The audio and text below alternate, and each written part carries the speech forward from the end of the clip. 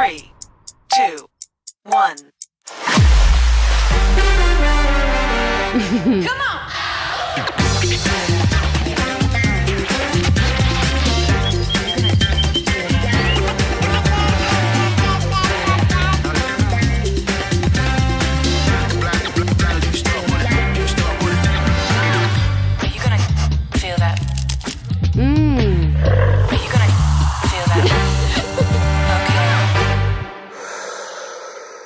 Bonjour à toutes et à tous, ravi de vous retrouver sur la scène Natexpo pour cette dernière table ronde et on va essayer de se projeter dans le futur pour savoir quelle sera la place des produits bio dans la restauration collective dans les 10-20 prochaines années. Alors c'est vrai que c'est un sujet sensible et avec nos invités, on va en parler. Vous allez voir sans langue de bois. Je rappelle que vous qui nous avez fait le plaisir, l'amitié de nous retrouver ici sur la scène Natexpo, vous pourrez aussi poser toutes les questions que vous souhaitez à nos invités.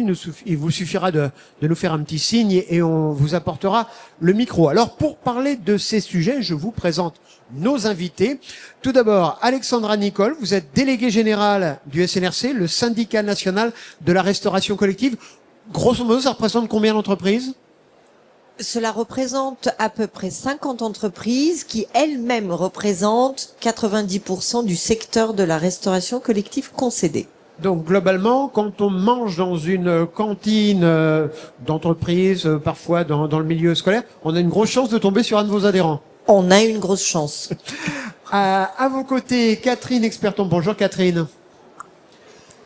Alors, vous êtes responsable de l'Observatoire national de l'agriculture bio à l'Agence Bio. Alors, pardonnez cette question tout à fait naïve et déplacée. C'est quoi l'Observatoire national ? À quoi ça sert ? Bonjour, merci. J'excuse d'abord Laure Verdeau, qui a un empêchement personnel et qui aurait bien aimé se joindre aujourd'hui. Donc je vais la remplacer. Je suis en effet responsable de l'Observatoire national de l'agriculture biologique. On a un observatoire à 360 degrés. On observe tous les marchés bio. On a 7 circuits. Je rentrerai peut-être plus tard dans les détails. On observe la GMS, les magasins spécialisés, la vente directe, la RHD, l'import et l'export. L'ensemble du marché bio, 12 milliards, et on y va à la loupe, essayer de voir ce qui se passe. Ah, les chiffres de bio qu'on a dans les rédactions, c'est vous qui nous les donnez, en fait, c'est vous qui les fabriquez ? C'est fort probable. D'accord. Marie-Cécile Rollin, bonjour. Bonjour. Alors, vous êtes directrice de Restoco. Alors, c'est quoi Restoco ? Alors, Restoco, c'est une association qui représente la restauration collective en gestion directe. Donc, c'est 60% de la restauration collective en France. Alors, pour ceux qui ne sont pas des habitués, restauration collective en gestion directe, ça veut dire ? Ce sont les collectivités publiques ou les associations qui ont gardé la compétence restauration et qui ne concèdent pas à les sociétés de restauration. Et Maxime Cordier, bonjour Maxime. Bonjour. Vous êtes président d'Agores. Agores, c'est quoi ? Agores, c'est l'association, un peu à l'image de celle de Restoco, c'est l'association qui rassemble les gestionnaires, responsables et directeurs de ces restaurations publiques territoriales. Alors, il y a différentes formes de restauration, parce que ça peut être géré effectivement par les collectivités locales, ça peut être aussi géré par des organisations syndicales au sein de syndicats, de comités d'entreprise. Oui, alors c'est plutôt les choses à la marge là, ce que vous décrivez. Mais en gros, le paysage, si on devait avoir les derniers chiffres, c'est qu'on va dire à peu près 60% de la restauration publique, la restauration est publique et 40% déléguée. Alors, Catherine, je voudrais qu'on commence avec vous sur les chiffres et on va essayer de planter le décor. Je crois que grosso modo, on évalue le poids de la restauration collective à 11 millions de repas servis par jour. Sauf que quand on regarde, comme vous le faites, à la loupe, ces chiffres, on s'aperçoit que la place des produits bio est vraiment très, très, très réduite. Comment vous expliquez ça ? Alors peut-être quelques chiffres pour poser l'état des lieux. Nous, chaque année, on réalise des enquêtes auprès de grossistes et également en partenariat avec le SNRC, je laisserai Alexandra compléter, pour essayer d'approcher au plus près de la vente des produits bio. Aujourd'hui, en restauration collective, on a des achats. J'insiste sur ce que je vais présenter, c'est des achats parce que mes chiffres vont être complétés par, j'imagine, par Marie-Cécile. Donc aujourd'hui, on a 516 millions d'euros d'achats en restauration collective, ce qui est très peu, et ce qui fait moins de 6% de bio en restauration collective. Donc on est loin des 20% de la loi Egalim. Oui, justement, on était tous, et depuis 2 jours ici, on parle de la loi Egalim, mais je crois que il y a quand même consensus pour dire que cette loi, finalement, elle est pas franchement appliquée, quoi. C'est sur le but des recommandations, et on n'a pas l'impression que ce soit aussi brillant que ça. Il y a des départements ou des régions où ça marche bien, puis il y en a d'autres où ça marche pas du tout. Tout à fait. Il y a des communes où ça marche bien, des départements où ça marche bien. Donc nous, à l'agence bio, on a une commission RHD qui est pilotée par Julien Pic et qui permet d'observer au niveau de toutes les cantines. Là, moi, j'ai présenté un chiffre national. En moyenne, on est à moins de 6%, on est à 5,5 exactement de bio en restauration collective, avec des variations en fonction des communes et des départements. Il y a des plus et des moins. On est très loin des 20% et il y a beaucoup de mesures à engager, peut-être qu'on en parlera après, pour accompagner les acteurs de terrain à faire mettre plus d'agriculture biologique dans les cantines. Et peut-être le 5,5 c'est pas beaucoup, mais c'est quand même un chiffre qui a été progressivement en augmentation et qui a été pas mal pénalisé par aussi l'inflation. C'est pas assez et c'est loin d'être assez. Alexandra, je vous voyais réagir quand on parlait de la loi Egalim pas respectée partout. Non, c'est surtout la façon dont on présente les choses.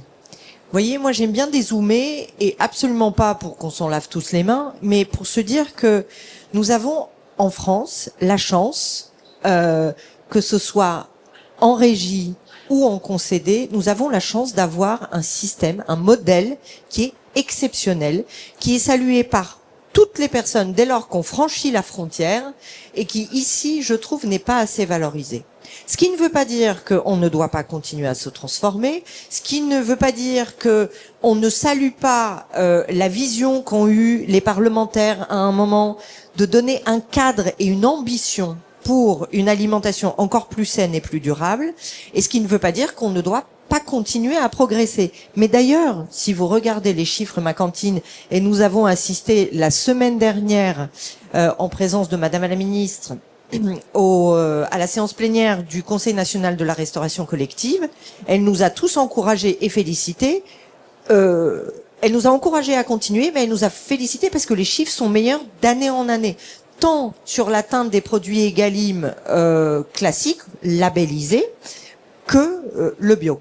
Voilà, c'est le chemin est encore un mais petit bien peu sûr long. qu'il est long. Voilà. Mais on s'est donné les moyens d'avoir un cadre, on s'est donné les moyens collectivement d'avoir des objectifs, et il serait injuste de dire qu'on se donne pas les moyens d'essayer de les atteindre.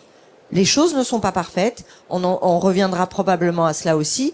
Ça passe également par la formation de nos équipes sur le terrain, et ça passe aussi beaucoup par les moyens. Parce Justement. qu'une bonne alimentation, ça a une valeur et un coût. Justement, on reviendra sur le coût de l'alimentation. Le fait que cette loi donne l'impression de pas être un franc succès, c'est dû à quoi? C'est dû peut-être aussi au fait que on a cru qu'il suffisait d'un claquement de doigts et d'un vote à l'Assemblée nationale pour que du jour au lendemain tout change, et que on diminue drastiquement les quantités de produits issus de l'agriculture conventionnelle et qu'on les remplace par du bio. C'est malheureusement pas aussi simple que ça. Il y a une différence entre la com et l'application par les gens de terrain, c'est ça? Oui, naturellement, mais j'ai envie de dire que c'est le cas de toutes les transformations, parce que là, c'est un bouleversement qu'il s'agit d'opérer. Sans parler du fait que on ne peut pas ignorer que entre le moment où la loi a été votée et elle a dû entrer en application, on a tous vécu le Covid. Et je rappelle que la restauration collective a été plus que percutée. Elle a été. Vous étiez à l'arrêt total. Mais bien sûr. Modulo le fait, et ça je le rappelle, que certains de nos restaurants sont restés ouverts parce qu'il y a des communes où les élus nous ont demandé, via une autorisation exceptionnelle préfectorale, de rester ouverts parce que des enfants ne mangeaient pas à leur faim, sinon au sein de leur famille. Alors moi je voudrais aussi avoir votre vision, vous dont le cœur de métier est l'agriculture, la restauration collective gérée par les collectivités publiques. Ces chiffres qui malgré tout sont en deçà pour le moment des objectifs du législateur.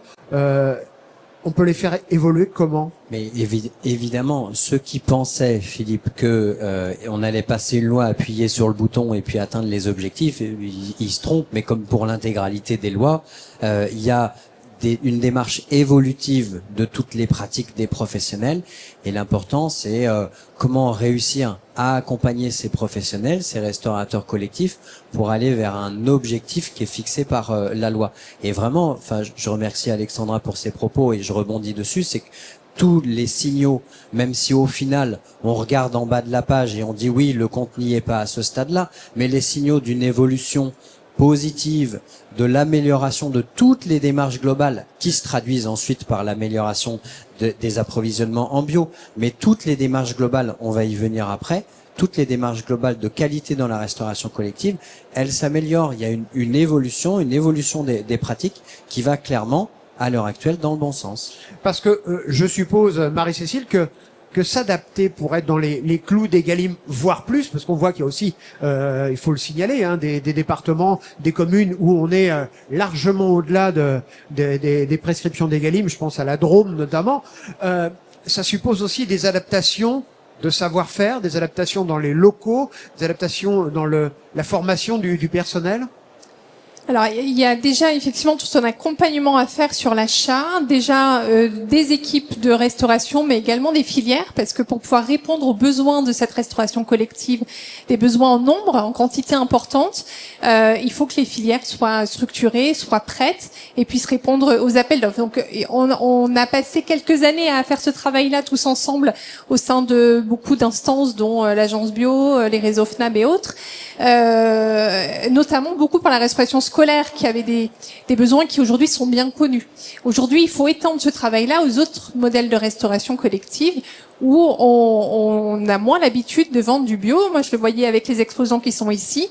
Ils ont l'habitude d'aller démarcher les écoles, beaucoup moins l'hôpital ou la maison de retraite. Donc c'est déjà l'achat. Mais effectivement, c'est une des pièces du puzzle. Il y a ensuite adapter nos menus aussi aux produits. Je dois m'adapter. Je demande un fruit de saison et je vais pas demander spécifiquement une pomme pour me permettre d'avoir un produit qui me soit proposé. C'est faire des lots aussi adaptés. Si j'ai un producteur près de chez moi qui est en capacité de me proposer tel produit, je vais faire dans mes marchés publics un lot spécifique pour ces produits-là pour lui permettre de répondre. Enfin, c'est pas mal d'étapes pendant lesquelles sur lesquelles il a fallu travailler. Et puis le dernier levier, c'est retrouver du pouvoir d'achat pour acheter du bio, mais du bio rémunéré à sa juste valeur, sinon ça n'a pas d'intérêt. La restauration collective, elle est un levier pour la production bio, donc on doit pouvoir acheter ce bio à son juste prix. Mais pour ça, on travaille à diminuer le gaspillage alimentaire. On travaille à diminuer des repas, à diminuer parfois le nombre de composantes. On a fait une chasse à tout ce qu'on pouvait économiser pour nous permettre de mettre un peu plus de pouvoir d'achat dans l'achat des produits bio. Alors, vous parliez tout à l'heure des marchés publics. C'est vrai qu'on a l'impression que ça, c'est un énorme frein, parce qu'il y a pas mal de choses que vous pouvez pas écrire dans un marché public, notamment vous pouvez pas dire local. Je crois que ça, c'est interdit. Oui, la préférence géographique est interdite. Maintenant, les acheteurs de collectivités savent aujourd'hui mettre des signaux, des indicateurs qui leur permettent à des acteurs du territoire de répondre et leur permettre de choisir l'offre qui sera la meilleure en termes de qualité et en termes de service. Donc nous dans nos adhérents, on a beaucoup de grands acheteurs de groupements d'achat, de coordonnateurs sur les territoires et qui aujourd'hui ne peuvent pas revendiquer le fait de vouloir acheter local, c'est interdit, mais qui dans les faits ont beaucoup de producteurs locaux et sont capables de choisir cette offre-là. Maxime, j'ai une question tout à fait perverse à vous poser. Comment on peut contourner l'obstacle? Est-ce que c'est possible? Alors, on n'a pas le droit de dire local, mais est-ce que, in fine, ceux qui ouvrent les enveloppes et qui décachettent les plis peuvent dire ah bah ouais non mais celui-là il nous intéresse plus parce qu'il est à 5 km alors que l'autre il est à 150 km? Alors, vous caricaturez un petit peu le rôle de l'acheteur public qui consiste à juste ouvrir les plis. Mais oui, c'est à ça que servent les journalistes, la caricature. Non, mais c'est pas du tout une critique. Alors, oui, il faut quand même se rendre compte d'une situation relativement ubuesque, c'est-à-dire que oui, nous avons nous les acheteurs publics des contraintes et même si on a aujourd'hui les moyens non pas de les contourner, mais de les appliquer d'une manière détournée, il ne reste pas moins que nous faisons porter sur des acheteurs publics des contraintes qui peuvent sembler très paradoxales par rapport à toute l'attente citoyenne, politique et même sociale, qui consiste, comme aujourd'hui, à nous mettre autour de la table pour nous dire il faut manger bio et local. Il faut manger bio et local, et pourtant on a des règles qui sont appliquées par les mêmes, qui nous sont demandées par les mêmes, qui nous donnent ces injonctions, qui nous interdisent d'utiliser le terme local. On met ça souvent sous le prisme des règles européennes. Il faut savoir que c'est une surtransposition française, c'est une lecture talmudique de la directive marché européenne, alors que d'autres pays européens, depuis longtemps, ont réussi à très clairement et très frontalement détourner cet obstacle-là. Cependant, et nous espérons, on n'a pas le temps de l'aborder quoique, nous espérons pouvoir faire changer ce prisme européen pour que la lecture française soit moins talmudique, je répète le terme volontairement. Mais en parallèle de cela, il y a tout un arsenal, et là, le législateur nous a aidés, il y a tout un arsenal qui permet d'accompagner les acheteurs, justement pour contourner de manière sûre, d'un point de vue juridique, cette contrainte-là de la non-intégration du critère local. Et donc, et j'en termine là-dessus, c'est un travail de partenariat avec toute l'amont agricole, avec tous les fournisseurs, pour pouvoir, dans un bon travail de sourcing, de préparation commune, pouvoir cibler dans son secteur, pouvoir cibler les produits qui nous concernent et détourner un peu cette contrainte-là. Et il y a eu des expériences, notamment, on va reparler une nouvelle fois de la Drôme, mais pas que, ça a été le cas aussi dans le Puy-de-Dôme, des systèmes qui s'appelaient, je crois, agri-local, qui permettaient justement là de s'affranchir des règles et des marchés publics et d'aller faire son marché directement chez les producteurs, y compris les producteurs de produits transformés. Mais bien évidemment, mais il y a longtemps on disait en France on n'a pas de pétrole, on a des îlets. C'est une autre illustration, c'est-à-dire qu'on a diversifié tout un tas de modèles. Il y a agri-local, mais il y a beaucoup d'autres modèles, tout un tas de modèles qui permettent justement, parce qu'on est face à une situation ubuesque, tous les acheteurs publics qui représentent vraiment un volume très important d'achat de denrées alimentaires sont un moyen. Je m'étais noté une petite punchline, mais c'est important. La restauration collective, la restauration scolaire, c'est une arme de construction massive. Parce que elle peut être, et parce que la terminologie martiale est malheureusement très en vogue en ce moment, et donc voyons ça plutôt du côté positif, c'est une arme de construction massive. Et donc beaucoup de dispositifs existent pour accompagner les acheteurs, dont AgriLocal. Il y a des guides très bien fournis qui sont disponibles pour pouvoir rédiger les marchés, les formations. Il y a beaucoup d'échanges entre les professionnels qui permettent de se passer les bonnes astuces et les bons moyens, et puis après il y a des salons comme ça. Alors, Alexandra, même chose pour vos adhérents. Je suppose que quand on commence à entamer des négociations avec des collectivités locales pour gérer tel ou tel restaurant scolaire, par exemple, c'est très compliqué parce qu'il y a à la fois le code des marchés publics et puis il y a des nécessités budgétaires, des réalités budgétaires. Alors souvent, on a des élus qui disent pour les enfants, il n'y a pas de limite. Enfin, en tout cas, on trouve des solutions. Puis il y en a qui disent aujourd'hui, on est très soucieux des deniers publics, donc on fait au minimum. Je reprends 2 secondes de mon ancienne casquette. J'ai travaillé pendant plus de 20 ans dans le monde public et notamment dans des collectivités. Donc j'ai beaucoup géré de deniers publics et je me suis entre autres occupée de la commande publique. C'est un poil plus complexe en fait. Je pense que tous les élus pourraient dire, aimeraient pouvoir dire, rien n'est trop beau pour les enfants. Après, il y a des disparités territoriales qui sont immenses. Vous citiez la Drôme. J'ai eu le plaisir de travailler dans la Drôme. Je connais très bien AgriLocal puisque je travaillais au département. Tous les territoires ne sont pas aussi bénis des dieux que la Drôme, où non seulement vous avez un climat, un tissu agricole, une autosuffisance et beaucoup de bio et une ambition qui a été lancée et des moyens. Ce n'est pas le cas de tous les départements. J'ajoute que nous, nos entreprises, elles répondent à des cahiers des charges. Elles ne sont pas en négociation. Elles peuvent venir une fois qu'elles ont été choisies en appui et en conseil, mais les cahiers des charges sont déjà composés. Et je voudrais à nouveau dézoomer un instant pour vous dire que je pense que la transformation ne sera vraiment opérationnel que lorsque toutes les personnes qui sont concernées seront embarquées dedans, y compris les parents, mais aussi tous les maillons de la chaîne. Donc, vous pouvez très bien avoir la meilleure volonté du monde, un élu qui a envie d'agir sur ces sujets-là, si son cahier des charges, pardonnez-le moi de le dire comme ça, mais est écrit avec les pieds et ne stipule pas un certain nombre de choses, eh bien, on ne pourra pas aller en face. J'ajoute un autre point, peut-être, parce que ce que disait Maxime, c'était aussi très intéressant sur cette transformation. Pour moi, c'est une vraie révolution des mentalités. Et effectivement, le législateur donne une impulsion, mais ensuite on doit tous s'embarquer dedans. Ça veut dire aussi nous, tous, dans notre comportement au quotidien.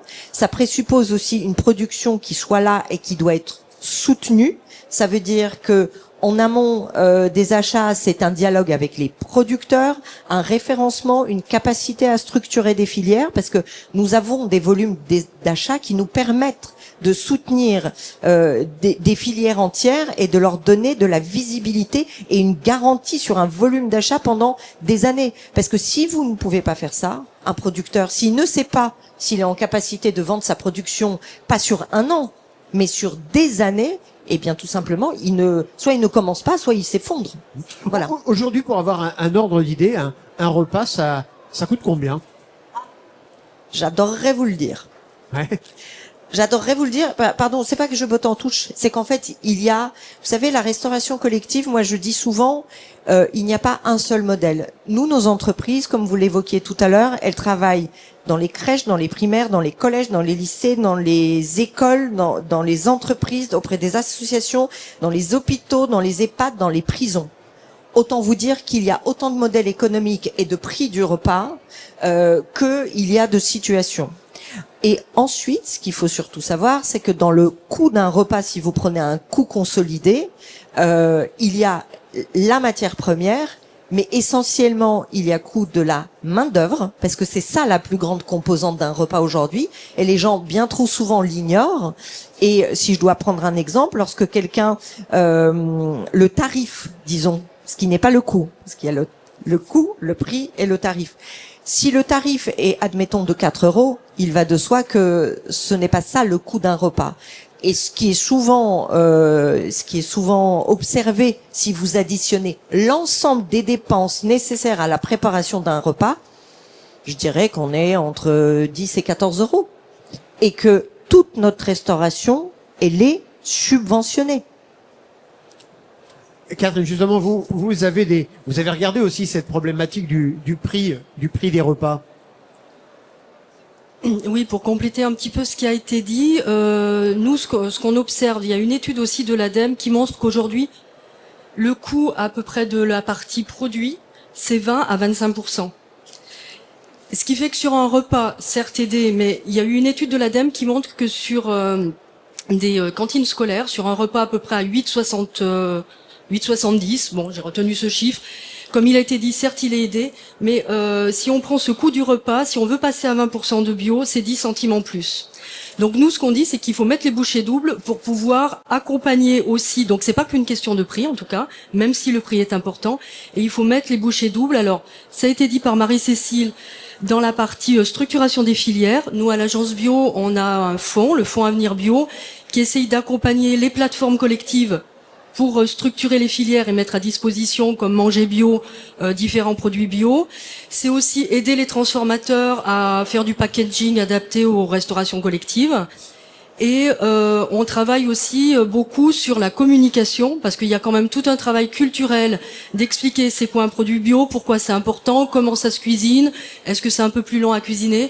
Donc ça, c'est ce qu'on essaye d'engager le plus. Alors justement, dans vos secteurs, Maxime, Cordier notamment, comment ça se passe justement? Parce que moi, je rencontre souvent des cuisiniers qui me disent, bah ouais, enfin des cuisiniers de cantines scolaires notamment, qui disent, bah oui, bah faire du bio c'est bien, mais ça prend plus de temps. Ça suppose que, bah en soi, il y a des gestes qu'on ne faisait plus forcément.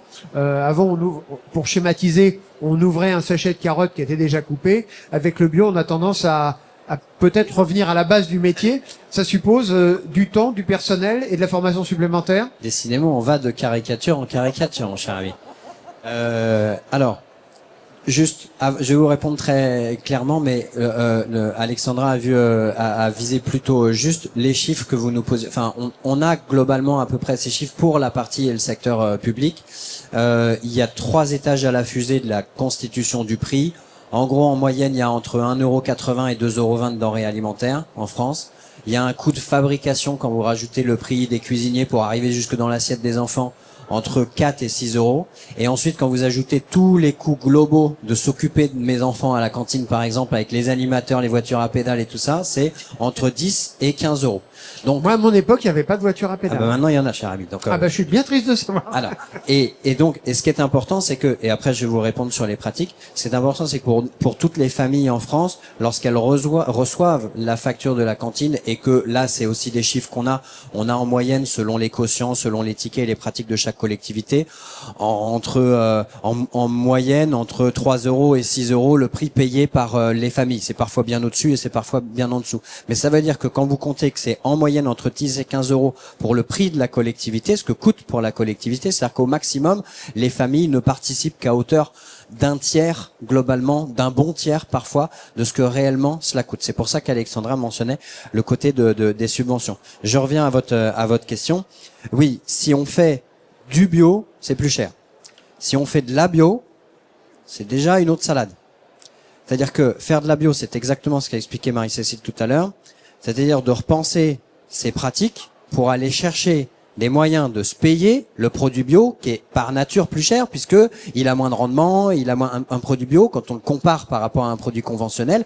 Là aussi, quand on lève en bas à droite, si on prend mais toute chose égale par ailleurs, il va être plus cher. Donc, si on ne change rien à ces pratiques et qu'on veut juste acheter des produits bio, ça va coûter plus cher.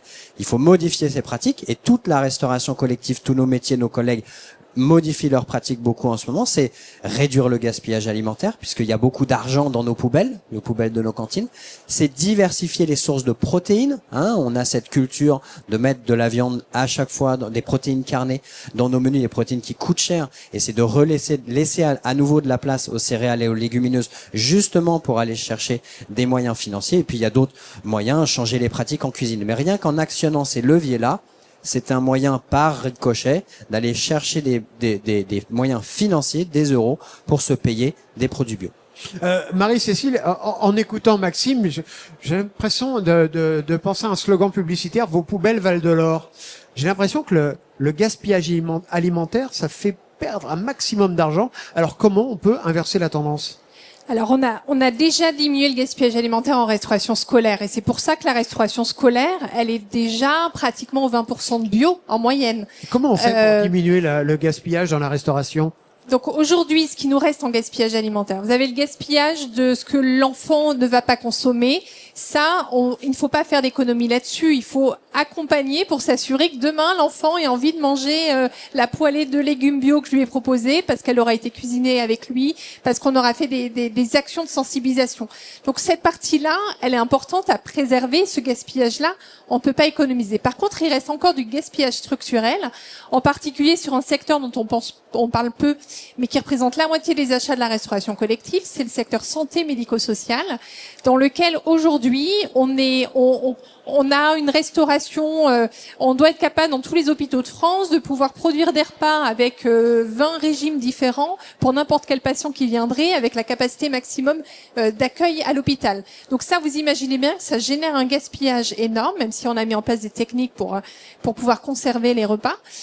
Et c'est ça qu'on est en train de changer aujourd'hui.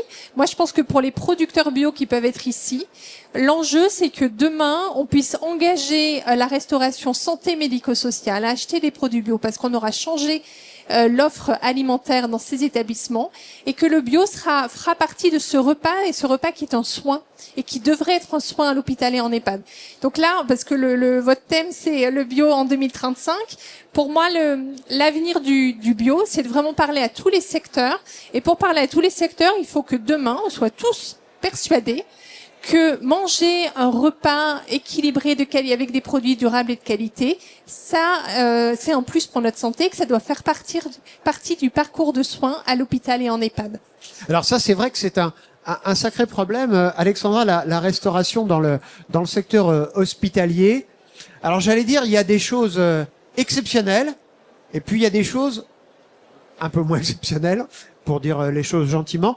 Mais c'est vrai que c'est très compliqué de faire bio dans un hôpital où il y a X centaines de patients avec X dizaines de pathologies différentes et de régimes alimentaires différents. Et là, il y a peut-être pas beaucoup de marge de manœuvre pour faire bio. Alors, non seulement dans les hôpitaux, même si Marie-Cécile est une bien meilleure spécialiste que moi sur le sujet, nous en échangeons fréquemment, mais c'est globalement le secteur médico-social. Il y a, comme vous le savez, des EHPAD, qu'ils soient publics ou privés. L'argent qui est globalement consacré à l'accompagnement de la vieillesse en France manque.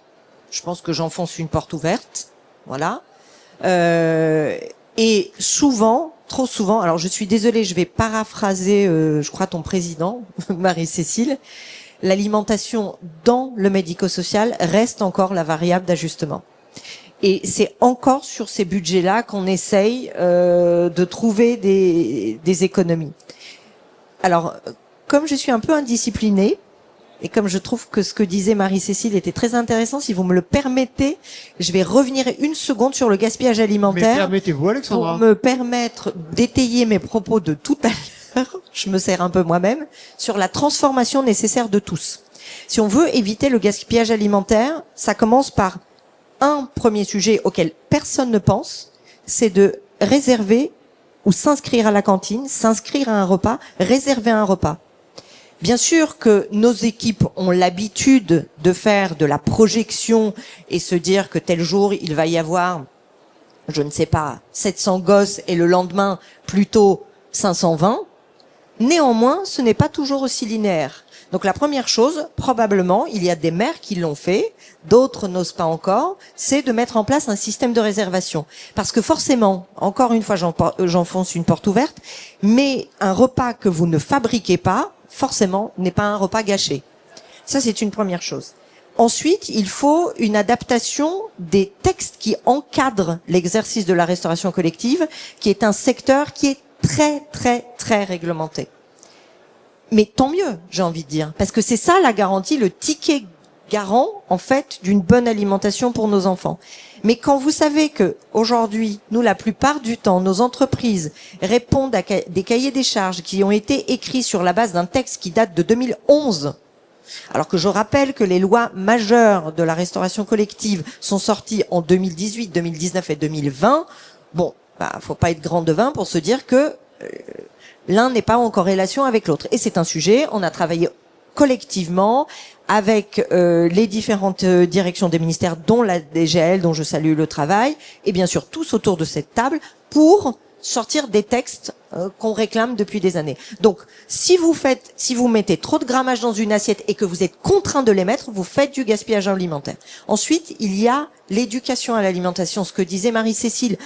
Et l'éducation, je suis désolée de le rappeler, ça passe par la famille, quelle que soit la forme de la cellule familiale, l'apprentissage du goût. Bien sûr que nous sommes des acteurs fondamentaux de cet apprentissage et de la découverte du goût et de l'accompagnement de sa transformation, mais ça doit aussi passer par les parents.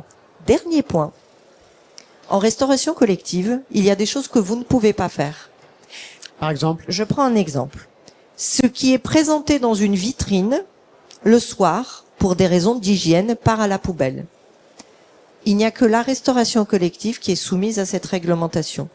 Dans une boulangerie, dans d'autres structures, dans des saladeries, ils sont tout à fait en capacité de donner ces denrées à des banques alimentaires. Alors nous, nos entreprises, comme les restaurants en régie, ont énormément de partenariats. On parle souvent de To Go, mais il y en a beaucoup d'autres. Et bien sûr que nous sommes dans l'obligation de donner les denrées alimentaires, mais pas de la même manière que d'autres formes de restauration. Donc tout ça pour vous dire que, encore une fois, c'est toute une chaîne en fait qui doit s'embarquer, parce que si ce sont que les acteurs de la restauration collective, vous luttez que contre une partie du problème. Mais ça doit pas être simple d'aller voir un élu en disant bon bah tenez votre texte il est bien mais il date de 2011, faudrait peut-être vous mettre un peu à l'ordre du jour, mon bon monsieur ou ma bonne dame. Alors, l'élu, en l'occurrence, là, il y est pour rien. J'ai souvent Ce sont envie ses de les services. titiller, mais là, pour le coup, ils n'y sont pour rien. C'est ce qu'on appelle très gentiment la navette interministérielle. Voilà. Nos travaux ont été finis entre 2020 et 2021 de mémoire.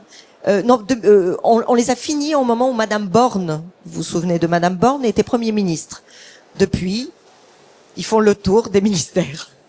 Pourtant, ce serait pas compliqué entre le ministère de l'Agriculture et Matignon, c'est dans la même rue. Non, Hein. bien Donc, sûr. En Et il faut pas être taquin, c'est parce 2 que secondes. j'imagine qu'il y a des gens, pour de bonnes raisons, qui se penchent sur ces textes, qui les analysent. Il y a notamment l'ANSES qui l'analyse aussi. Nous avons des groupes de travail pour faire progresser ces travaux.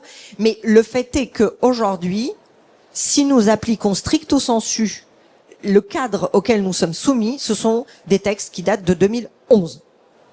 Alors, on a parlé un peu argent, on a parlé budget, on a parlé gaspillage. Quand j'écoute, et pas plus tard que ce matin sur ce plateau des chefs, certains nous disent « Ouais, bah moi j'aimerais bien qu'on fasse plus bio dans ma cantine, dans mon restaurant, dans mon EHPAD et tout ça. » Sauf que si on se met à faire tous bio, il y aura pas suffisamment de bio, il y aura pas suffisamment d'offres. Alors, est-ce que ça, c'est l'explication d'un chef qui a pas envie de se casser la tête et qui se trouve une bonne justification, ou est-ce qu'il y a quand même un fond de vérité, Maxime? Bah, je sais pas si je suis la bonne personne pour répondre, mais je pense que non. Aujourd'hui, l'offre elle existe, elle est structurée, elle s'adapte surtout. En fait, c'est ça qui compte principalement, puisque le sujet qui nous occupe, c'est la restauration collective. C'est que l'offre en produits issus de la bio, elle s'adapte aux besoins de la restauration collective, c'est-à-dire une sécurité des approvisionnements, une fiabilité, une adaptation des conditionnements, des packaging, parfois de la préparation ou du parage de certains légumes. Donc, beaucoup de la filière a compris l'intérêt mutuel de la présence de la restauration collective comme un vrai débouché, un débouché fiable aujourd'hui, solide, très volontariste, qu'il n'était pas il y a encore quelques années. D'abord, la restauration collective n'a pas attendu en plus Egalim pour se saisir de cette question de l'intégration des produits bio, parce que depuis longtemps, les restaurateurs collectifs étaient sensibles non seulement à l'origine des produits, mais à leur qualité, et puis à leur qualité dans l'assiette, mais à leur qualité en matière de prévention de l'environnement global. Un produit bio, et j'ai besoin de convertir personne ici, mais un produit bio, évidemment, il est bon dans notre assiette, mais surtout, il a des pratiques qui protègent la santé de nos éleveurs, de nos agriculteurs, qui protègent la qualité des sols, la captage des eaux, enfin tous ces sujets-là. Donc, aujourd'hui, laisser penser que on trouve pas les produits, ou ils ont pas la fiabilité, ou on pourra pas nourrir la planète en bio, je crois avoir lu un certain nombre de choses qui débunk ce genre de phrasé-là. C'est plus vrai de le dire. Alors il y aura évidemment, parce que les problèmes manquent jamais de venir, il y a parfois, et moi je suis restaurateur collectif, j'ai encore des ruptures d'approvisionnement et des choses comme ça, mais on parlait tout à l'heure de l'évolution des pratiques en cuisine. On s'adapte aussi, nous, à ces évolutions de pratiques quand on est fier d'acheter, très heureux d'acheter un produit qui vient de la bio et d'avoir structuré une filière. On sait que parfois la chaîne peut se rompre. Donc non, à ce stade-là, l'offre, elle existe, elle est fiable et il faut sauter dessus. Votre vision, Catherine, vous qui observez les chiffres pour l'agence bio, cette demande en matière première, elle est disponible pour l'ensemble de la restauration collective, ou il y a encore des bugs dans le système? Alors j'aurais un petit peu plus d'inquiétude. Autant on est content parce que la consommation reprend. Donc comme vous dites, on n'est jamais à un nouveau problème qui arrive. La consommation reprend en magasins spécialisés, y compris en GMS, on sent qu'il y a un petit coup de punch. Et là, par contre, au niveau des producteurs, on est un peu inquiet. Aujourd'hui, on a 85 000 opérateurs. Je ne vais pas trop vous dire des chiffres, mais on a 61 000 producteurs et productrices. Et on sent que cette année, il y a moins d'installations. Il y a pas mal aussi de fermes qui retournent en conventionnel. Donc on a un peu plus d'inquiétude que finalement on est assez fiers aussi d'une forme de souveraineté en bio. On est capable de s'auto-produire beaucoup de notre alimentation en agriculture biologique. 71% des produits consommés bio sont français, et on a peur qu'on commence d'inverser un petit peu la tendance. Donc il y a quand même besoin de... Un temps on était inquiet sur la consommation, elle repart, et maintenant c'est la production qui va un petit peu plus flancher pour cette année. Et je voudrais pas oublier de dire, parce que j'étais assez d'accord avec ce qu'a dit Alexandra, il faut emmener tout le monde. Et je voudrais pas oublier de passer ce message, emmener tout le monde. Donc c'est bien évidemment les producteurs, mais c'est aussi la formation. Aujourd'hui, on a 20 000 CAP qui sont formés pour faire de la cuisine. Un CAP cuisine, c'est important. Il n'y a pas un seul module agriculture biologique. Donc il y a aussi ce volet-là à pas oublier. Donc je voulais le rajouter. Par contre, je suis un petit peu moins optimiste. J'espère qu'on va pas inverser la tendance. Alors Alexandra, justement sur la formation, moi j'ai souvenir d'avoir vu chez un de vos adhérents mettre en première ligne un chef étoilé pour réapprendre les bases de la cuisine. Il y avait quelque chose d'assez surprenant. Alors on n'était pas du tout dans la bio à cette époque-là. C'était le cochon. Servir les jeunes cuisiniers qui arrivaient, qui travaillaient pour cette entreprise. Ils savaient très bien une côte échine, ils savaient très bien un filet mignon et tout, mais de le replacer dans le contexte de l'animal et tout ça, c'était beaucoup plus compliqué. Est-ce que là aussi, pour la bio, il va falloir faire encore plus de pédagogie, sachant que beaucoup de vos adhérents sont aussi associés de manière diverse à des chefs de renom. Je pense notamment, par exemple, à Marc Vera ou d'autres. Oui, là, je pense qu'il y a deux sujets. Il y a un premier qui est le dialogue que nous avons tous avec les interprofessions. Vous évoquez notamment là le cochon, mais il en va de même pour le bœuf et toutes les autres viandes. Il est très important, vous voyez, par exemple, j'en discutais pas plus tard qu'hier, où on nous disait le problème, notamment sur le bœuf, c'est que tout le monde a envie d'acheter qu'une seule pièce pour faire des pièces nobles. Le reste, c'est McDo qui l'achète, quoi. Alors ça, c'est pas moi qui vais vous le dire, parce que je n'en sais strictement rien, puisque je ne sais pas comment fonctionne McDo. En revanche, ce que je peux vous dire, c'est que de plus en plus, nos entreprises, et nous travaillons beaucoup avec Interbev, et je suis très fière de vous dire, même si je vais pas vous assommer de chiffres, qu'en 20 ans, la restauration collective a progressé de plus de 20% en termes d'achat France. Donc aujourd'hui, en restauration collective concédée, nous sommes à peu près à 76% de viande bovine et de veau française, pendant que les autres formes de restauration se sont dégradées de 20%. Donc, nous sommes un levier puissant quand même pour nos agriculteurs, hein, et il faut qu'on soit fier de le dire. Ça, c'est une première chose. Et quand on travaille avec une interprofession, en fait, on travaille avec elle pour acheter une pièce entière. Et on apprend notamment à nos cuisiniers à cuisiner toutes les pièces. Il y a des pièces qui sont dites nobles, d'autres un peu moins. Donc ça veut dire que quand on réfléchit à l'achat d'une bête, on se dit qu'un jour dans tel restaurant collectif, il va y avoir telle pièce de bœuf, et en parallèle, toutes les autres dans les autres restaurants collectifs. Pendant que dans d'autres, il va y avoir que des repas végétaux. Parce qu'il faut aussi cet équilibre-là, ce qui est indispensable. Mais voyez, rien n'est jamais véritablement simple, il n'y a pas qu'une seule facette, c'est tout un ensemble sur lequel il faut agir. Alors, avant de vous donner la parole, il suffit, si vous souhaitez intervenir, compléter les informations, poser les questions, vous nous faites signe dès maintenant, comme ça on va pouvoir vous apporter le micro. Mais avant cela, Marie-Cécile, je voudrais pas non plus qu'on fasse un mauvais procès à certains cuisiniers, notamment dans la restauration collective. On dit toujours, ouais, bon, parce qu'il a pas réussi dans la restauration traditionnelle, il s'est reconverti, ou parce qu'il a rien envie de faire, il travaille que de 6 heures le matin à 14 heures. Vous voyez, Maxime, je continue à enfiler les perles. Dans les caricatures, clichés, toujours, hein. Voilà. On se régale. Mais ce sont des gens, quand même, qui aiment, qui sont passionnés par leur métier. Et a fortiori, quand on est dans la restauration scolaire, faire à manger pour des gamins, je crois qu'il n'y a rien de plus génial, quoi.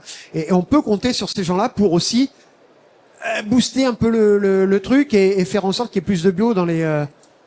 Oui, je crois qu'ils sont nombreux à le montrer. Vous avez raison, ce sont des passionnés. Alors des passionnés qui ont acquis des compétences supplémentaires à ce qu'ils avaient en sortant avec un CAP cuisine, parce qu'aujourd'hui, pour être cuisinier en restauration collective, ça demande de surfer sur beaucoup de compétences bien plus étrangères à ce qu'ils ont pu apprendre au départ. Et c'est pour ça que d'ailleurs, il y a un diplôme qui s'appelle le CS Restauration collective.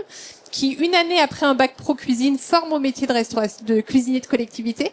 Il y a un Et petit peu de bio dans cette formation ou il pas? y a du bio, il y a de la lutte contre le gaspillage alimentaire, il y a de travail des protéines végétales. On a, voilà, Restocco a été à l'écriture du référentiel avec le ministère de l'Agriculture en 2011 et on avait déjà mis dans ce référentiel tous ces éléments-là. Et en fait, on l'a pas écrit comme ça entre trois personnes. On l'a écrit en regardant ce qu'il se faisait chez nos adhérents. Et effectivement, c'est parce qu'il y a des hommes et des femmes passionnés en cuisine qui se lèvent très tôt le matin pour préparer des produits bruts, pour travailler. On parle, c'est pas que lié au bio. Ils travaillent beaucoup les produits bruts parce qu'on est sur un coût qui est bas, et donc pour pouvoir tenir le coût matière et nourrir tous ces enfants et permettre à tout le monde de pouvoir manger, quels que soient ses revenus, dans cette restauration sociale, ça nous demande de travailler des produits bruts. Donc c'est des équipes de cuisine qui épluchent les légumes, qui font tremper des légumineuses, qui cuisent les produits, qui font des gâteaux pour les EHPAD à 4 heures pour qu'il y ait un goûter comme à la maison. Et c'est vraiment grâce à eux qu'on peut s'appuyer sur eux pour préparer, mais aussi pour aller rencontrer les acteurs. Ils sont nombreux à être là dans les allées du salon, à aller rencontrer les fournisseurs. Ils vont chez les producteurs découvrir ce qu'ils font.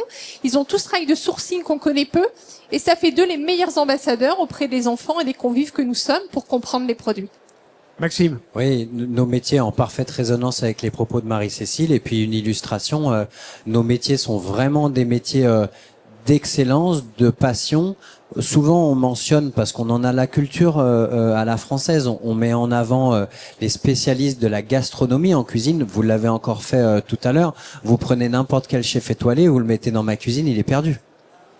Il est perdu.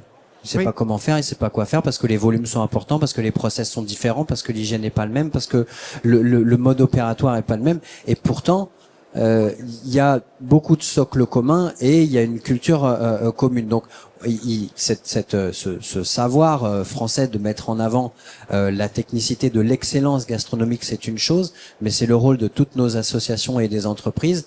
Et d'ailleurs, le sujet global qu'on a beaucoup abordé pendant toute cette heure-là, c'est d'amélioration de toutes les pratiques, passe de toute façon par une base, c'est la reconnaissance, la valorisation des femmes et des hommes qui pratiquent au quotidien ce métier-là.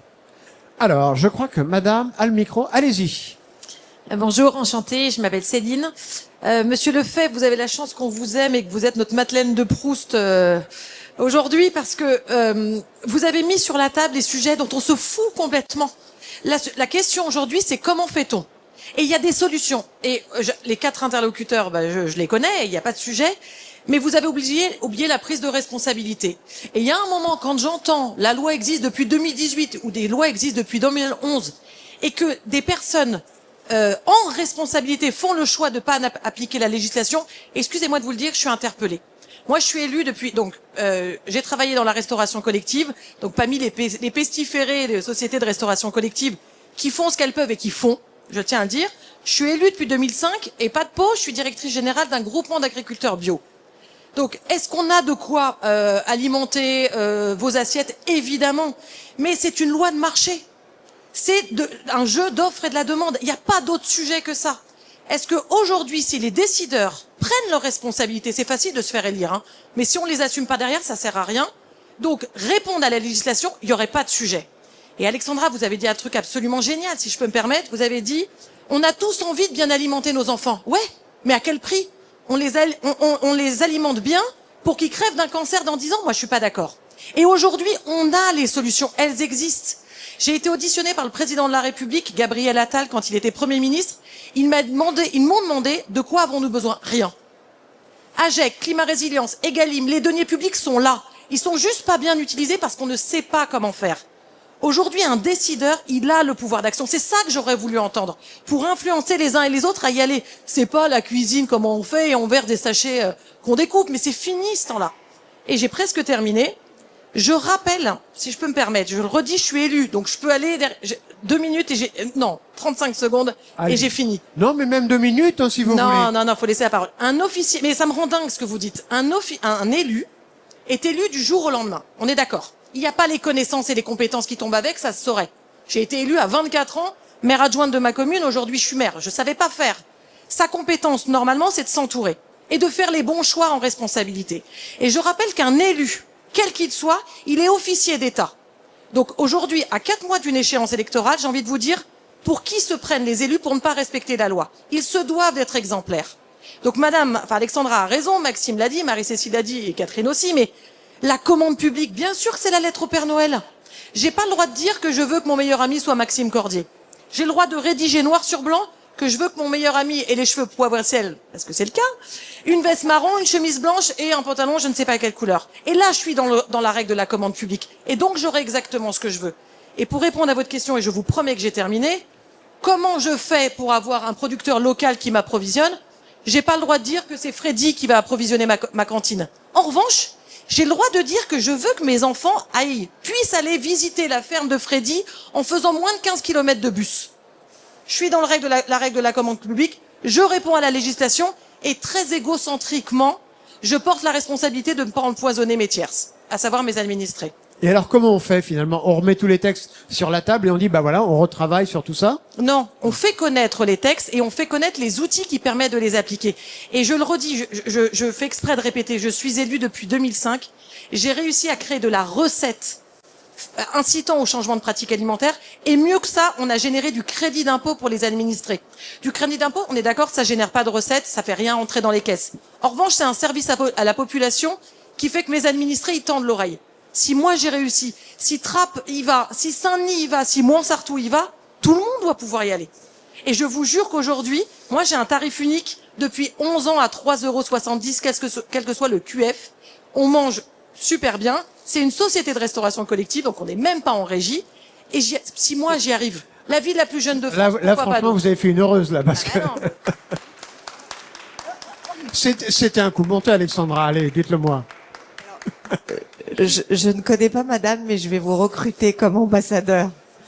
Non, mais je crois, en plus, pour avoir beaucoup travaillé auprès des élus, j'ai fait ça pendant plus de 20 ans, je ne connais pas un élu qui se lève le matin et qui dit je vais faire n'importe quoi avec l'argent public, je vais faire bouffer n'importe quoi à mes enfants et je me contrefous de mes agriculteurs, de mon tissu local, etc. C'est pas comme ça que ça marche un élu.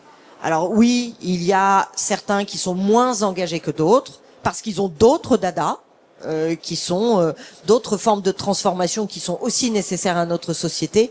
Mais globalement, et madame, on est la parfaite incarnation, ce sont des gens qui, quand ils se lèvent le matin, ils ont bouffé du lion parce qu'ils ont envie de se décarcasser pour les citoyens. Mais il faut qu'on les aide, parce que je rappelle juste que la restauration collective, c'est 10% de ce que nous mangeons dans notre vie. Donc c'est un mouvement collectif, partout. D'une éducation globale à la santé, d'une prise de conscience de ce que ça veut dire d'avoir encore des agriculteurs et donc de devoir les soutenir. Et là, je me permets juste de faire une mention qui est très intéressante. Nous avons beaucoup échangé avec la ministre de l'Agriculture, autant que nous sommes, et nous lui avons demandé à ce que dans le reporting Ma Cantine, que certains d'entre vous connaissent ici, on puisse afficher l'origine France, le sourcing France de nos produits. Mais on est hyper heureux de ça. Parce que c'est une énorme fierté que de pouvoir dire qu'on soutient nos agriculteurs. Et ça semble tellement évident, on se dit mais pourquoi c'était pas voilà, alors qu'on l'oblige par exemple dans les restaurants. Aujourd'hui, vous devez mettre ma côte de bœuf, elle vient c'est origine France, origine Nouvelle-Zélande, et la restauration collective c'était pas le cas. Non, et alors, pardon, une fois je suis hyper indisciplinée, mais puisque j'ai le micro, je n'en peux plus d'entendre que dans les cantines scolaires, on mange du poulet ukrainien. C'est faux, c'est insupportable et c'est diffamatoire. Ce n'est pas vrai. Je ne vais pas m'exprimer à la place de mes collègues confrères ici à côté, mais nos entreprises, nous faisons une enquête chaque année en partenariat avec l'agence bio, 0,3% de nos volailles viennent en dehors de l'Union européenne. Donc il y a peut-être un poulet ukrainien qui traîne là-dedans, mais 99% de notre volaille fraîche est française. Catherine. Et en plus pas bio. Parce qu'il n'y a pas n'importe Parlez bien près du micro parce qu'on vous a pas entendu. On vous a pas entendu. Non, mais allez-y. C'était juste pour compléter, oui, qu'en effet, il n'y a pas d'importation enfin, les poulets, ils sont élevés en France. Et je voulais réagir sur ce que Céline a dit, parce que bien sûr, moi, je partage. C'est vrai que la loi me dit que je dois payer mes impôts, je les paye, que je dois pas stationner à tel endroit, je les paye. Ça pose quand même question que cette loi ne soit pas appliquée comme elle devrait. Voilà, et de se dire, bah, si j'applique pas Egalim, qu'est-ce qui se passe, quoi? Rien. Rien, bah voilà, c'est ça le problème. Enfin, on vous dit que c'est pas bien, mais voilà. Malheureusement, on est en France et voilà, on est très fort pour empiler les assiettes et se mettre des boulets aux pieds. Par contre, après, les textes sont pas respectés et ça peut aussi, cette obligation d'indiquer l'origine, c'est nécessaire parce que ça ouvre. Avant, c'était la porte à tous les fantasmes. On dit, il y a du poulet. Alors là, tout le monde, il suffit de se raconter le truc, de dire, je crois que c'est du poulet ukrainien. Caricature. Voilà, Ouais. c'est totalement la caricature, mais c'est malheureusement que ça, comme ça que fonctionne aussi un petit peu l'opinion publique. Moi, ce que je vous propose pour conclure, Catherine, c'est qu'on parle aussi de cette campagne Cuisinons bio, parce que ça, c'est une chose dont vous vouliez parler. C'est quoi exactement cette campagne? Alors, c'est une campagne européenne, Cuisinons plus bio. Je regarde mes collègues qui sont en pilotage de ce dossier-là. Donc, c'est une campagne européenne qu'on a, où l'idée, c'est de former, de fournir des outils de communication, de sensibiliser. Tout le monde se naît pas en disant, ah, super, l'agriculture biologique, c'est tel cahier des charges, telle obligation. Donc, c'est de former, de sensibiliser, d'accompagner sur le terrain.